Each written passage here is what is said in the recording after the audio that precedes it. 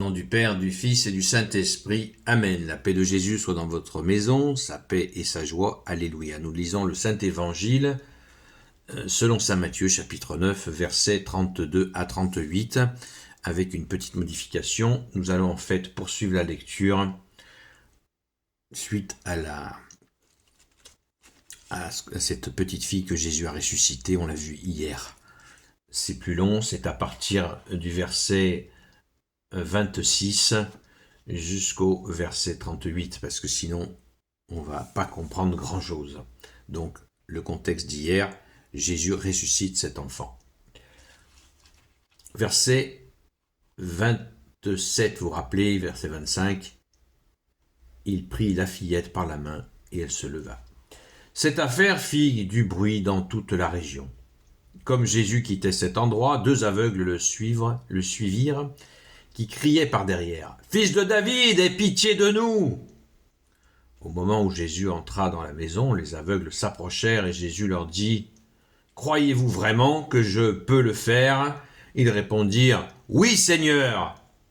Alors Jésus toucha leurs yeux et dit « Qu'il vous arrive comme vous avez cru !» Et leurs yeux s'ouvrirent. Jésus leur fit la leçon, faites en sorte que personne ne le sache. Mais dès qu'ils furent sortis, ils parlèrent de lui dans toute la région. Les aveugles étaient tout juste sortis lorsqu'on présenta à Jésus un homme qui avait un démon. Il ne pouvait pas parler. Jésus chassa le démon et le muet commença à parler. Voilà donc la foule tout émerveillée, car les gens disaient « On n'a jamais rien vu de pareil en Israël ». Cependant, les pharisiens étaient là pour dire « Il chasse les démons avec l'aide du chef des démons ». Mon Dieu Jésus. Jésus faisait la tournée des villes et des villages. Il enseignait dans leurs synagogues, il proclamait la bonne nouvelle du royaume et guérissait n'importe quel mal ou maladie. En voyant ces foules, il eut pitié d'elles, car elles étaient accablées et sans réaction comme des brebis qui n'ont pas de berger. Alors il dit à ses disciples, « La moisson est abondante et les ouvriers sont peu nombreux. Priez donc le Seigneur de la moisson pour qu'il envoie des ouvriers à la moisson. » Merci Jésus pour ta parole. Voilà, on croule sous les miracles.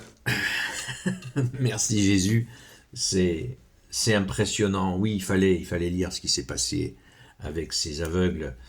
Et Jésus, vous voyez comme Jésus fait participer les gens au miracle. C'est beau, c'est magnifique. On va se souvenir de ça. Faites en sorte... alors Jésus... Croyez-vous vraiment que je peux le faire ? Cette interpellation, fils de David, aie pitié de nous. Donc Jésus était aussi appelé fils de David. Fils de David. Il était appelé Seigneur, fils de David, maître, beaucoup d'appellations. Fils de David, c'est vraiment, pour les Hébreux de l'époque, c'est vraiment un titre. Vous savez que c'est le plus grand roi d'Israël, il a régné 40 ans. Et pour les Juifs de l'époque, c'est vraiment une marque, peut-être la plus grande marque de reconnaissance. Aie pitié de nous. Et Jésus leur dit, croyez-vous vraiment que je peux le faire ? Pourquoi Jésus, tu poses cette question aux gens qui crient vers toi ? Eh bien, c'est pour faire monter l'intensité, à mon avis. Jésus ne fait pas du spectacle. C'est pour déclencher accompagner cette puissance qu'il a. Il veut que les gens y soient associés. Et vous imaginez la joie qui va avec. Je vous l'ai dit hier, dans l'évangile selon saint Marc, les détails sur la petite fille que Jésus a ressuscitée.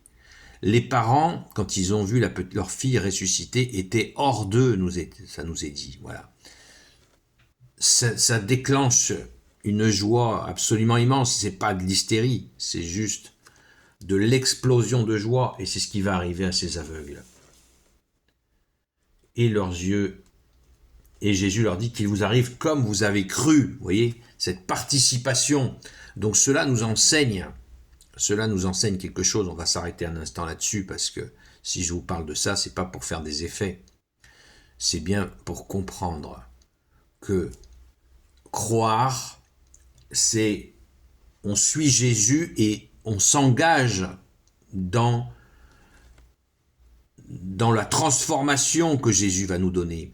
Parce que vous pouvez suivre tel ou tel maître, et des faux maîtres, ça manque pas.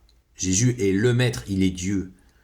C'est un maître dans n'importe quel domaine, il ne pourra jamais vous donner l'impulsion.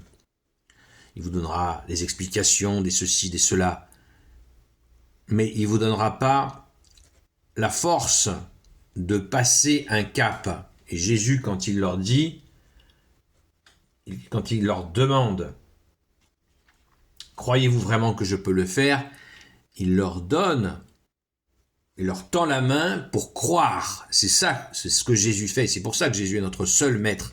Parce que lui seul nous donne cette force de franchir le pas, de dépasser la situation. Comme Jésus l'a fait quand il a tendu la main à Saint-Pierre, quand il marchait sur l'eau. Voilà, il n'a pas coulé parce que Jésus l'a pris en main.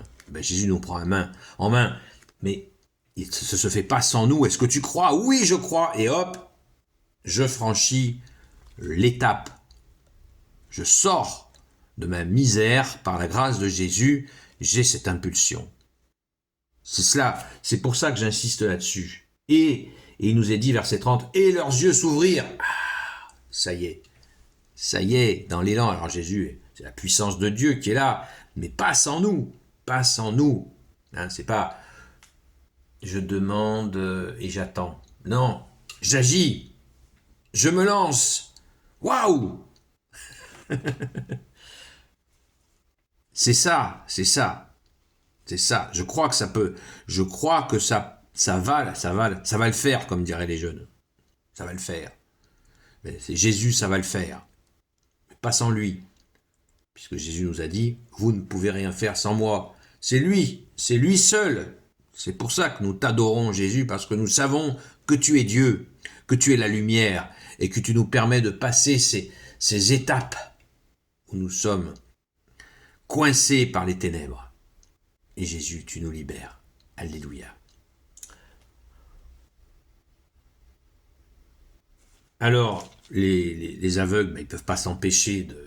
Jésus leur dit, pour les raisons que je vous ai dites hier, Jésus ne veut pas qu'ils fassent trop de bruit, pour pas que ça déclenche une émeute et que les Romains viennent faire des horreurs. Mais ils ne peuvent pas s'en empêcher, les aveugles. Les ex-aveugles, ils voient. Imaginez, ils voient les mecs. C'est la joie, c'est la... Bon, et on sait ce que c'est que dans les villages, ça se répand dans toute la région. Ils parlèrent de lui dans toute la région. Maintenant, Jésus va chasser un démon qui rendait muet quelqu'un. C'est pareil. Le miracle est magnifique. Mais qu'est-ce que ça veut dire? Un démon qui empêche. C'est une leçon de démoniologie que nous fait Jésus là. La science des démons, la démoniologie. Jésus est en train de nous dire que c'est un démon qui a rendu muet cette personne. Qu'est-ce que ça veut dire quand on se tait? On se tait. Et qu'il y a un démon qui peut nous empêcher de parler, à méditer. Et Jésus le chasse. La foule est émerveillée, nous dit-on. Et là, il nous est précisé, ils n'ont jamais rien vu de pareil, pour ceux qui disent « ouais, il y a déjà eu des miracles ». Non. Personne n'a jamais vu des œuvres comme celles de Jésus. On l'a vu avec la fille ressuscitée hier. Personne, nada, nib, jamais ça n'est arrivé à ce niveau-là. Et à tel point que Jésus a dit, si vous ne croyez pas en moi, croyez dans mes œuvres. Croyez aux œuvres même, puisqu'il associe bien sûr son Père à ses œuvres, puisqu'il est dans le Père est en lui, et que l'Esprit Saint est la relation entre eux. C'est immense, C'est inédit. Pour ceux qui ne savent pas ce que ça veut dire inédit, ça n'a jamais existé, les œuvres de Jésus. Jamais, jamais sur la terre. Jamais. À ce niveau-là, jamais. En quantité, jamais. En intensité, jamais. Merci Jésus. Cependant, verset 34, il y a toujours, comme on dit, une ombre au tableau. On a tout ce qu'il faut pour péter de joie avec tout le monde, exploser de joie. Cependant, les pharisiens étaient là pour dire « ils chassent les démons avec l'aide du chef des démons ». C'est pas vrai, c'est pas vrai. Les mecs, ils étaient venus spécialement pour emmerder tout le monde. Les aveugles voient, le muet parle. Et il y a là des types qui sont vraiment, ils sont vraiment dans la nuit, les mecs. Et pourtant, ce sont des religieux, des porteurs de la foi de l'époque, de la foi des Hébreux. Et les mecs, ils osent blasphémer. Et le voilà, le fameux blasphème contre l'Esprit Saint dont nous parlera Jésus un peu plus tard. Il chasse les démons avec l'aide du chef des démons. Ben voyons. Jusqu'où peut aller la haine?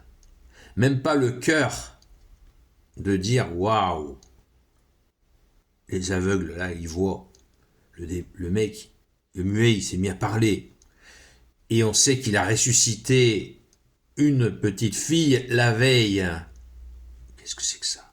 Qu'est-ce que c'est que ces types? Voilà. Ce sont ces gens-là, Jésus leur dira, votre père, c'est le diable. C'est dire s'ils sont égarés dans leur haine de Jésus. C'est terrible. C'est terrible.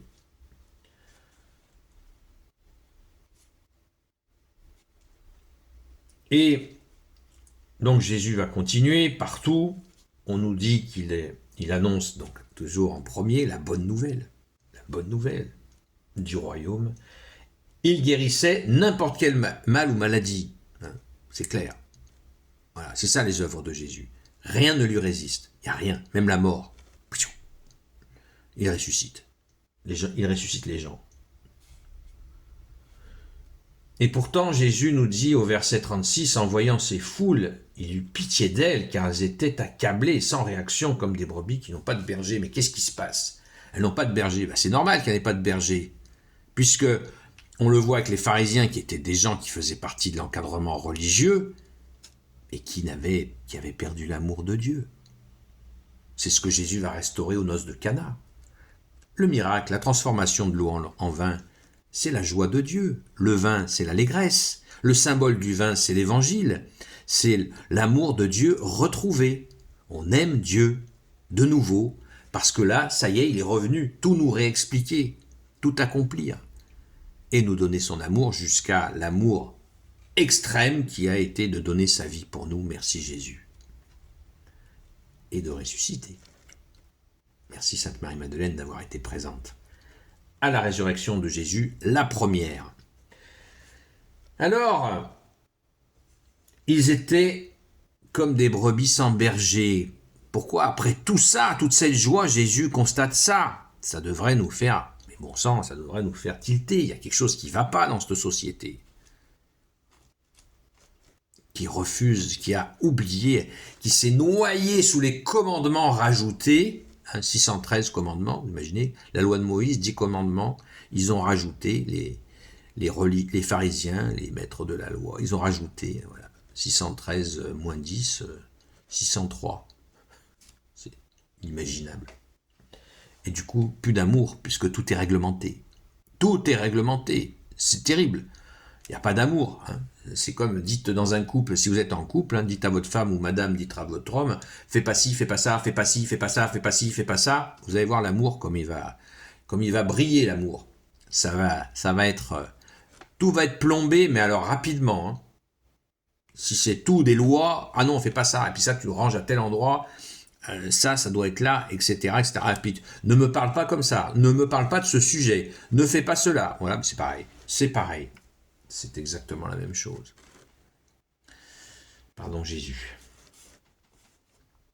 Alors, il dit à ses disciples, et là c'est c'est l'appel magnifique, parce que Jésus ne fait jamais un constat sans apporter la solution. C'est ça toute la différence avec toi, bien-aimé Jésus. Alors il dit à ses disciples, la moisson est abondante, les ouvriers sont peu nombreux, priez donc le Seigneur de la moisson pour qu'ils envoient des ouvriers à la moisson. Voilà, la moisson est grande, eh bien, c'est ça, la moisson. La moisson immense. C'est les gens qui ont faim et soif de toi, qui veulent te retrouver, toi le vrai homme et vrai Dieu, Jésus, le roi de gloire, le Dieu de nos vies. Amen. Alors prions, continuons, nous, à prier le maître de la moisson. La moisson est abondante. Priez donc le Seigneur de la moisson, dit Jésus, pour qu'il envoie des ouvriers à la moisson, pour donner un coup de main à Jésus, pour lui ramener les brebis et lui expliquer que le seul bon berger, c'est toi Jésus, il n'y en a pas d'autre. Amen. Gloire soit au Père et au Fils et au Saint-Esprit, maintenant et toujours, et pour l'éternité. Amen. Ô Jésus, toi qui peux tout et qui portes tout, toi le Sauveur, toi l'Emmanuel, je te confie toutes celles et ceux qui regarderont cette vidéo, ainsi que leurs proches, selon ta seule volonté, ô Jésus. Sainte Marie, Reine des cieux, toi notre Mère, Notre-Dame, Saint Joseph, toi le juste et le saint, toi la terreur des démons, Sainte Marie-Madeleine, notre chère Sainte Patronne, et vous, tous les saints et saintes, amis de toi Jésus, Saint Michel Archange, Saint Gabriel Archange, Saint Raphaël Archange, et vous, tous les anges qui te servent, ô Jésus, je vous confie toutes celles et ceux qui regarderont cette vidéo, ainsi que leurs proches, selon ta seule volonté, ô Jésus. La paix de Jésus soit dans votre maison. À ce soir, sur la chaîne Seul Jésus Sauve, de 20h à 22h. Et rendons grâce, les amis. Quel bonheur nous avons que tu sois venu, Jésus, et que tu demeures avec nous. À très vite.